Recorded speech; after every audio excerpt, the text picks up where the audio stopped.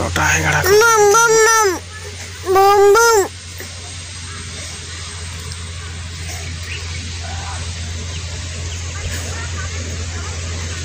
ওদিকে না সাইডটা বনায়া है ওটা কারণে এরকম হয়ে গেল অবস্থাটা। ওটাই কুড়িকে মাটিগুলা উঠাইকে স্লোপিং করি বস্তা দিয়ে দিই। কিরকম লাগলে তো নিকে ভিডিওটা দেখকে ভাল লাগলে সে মনে মনে থাকবি। ও বাই বাই।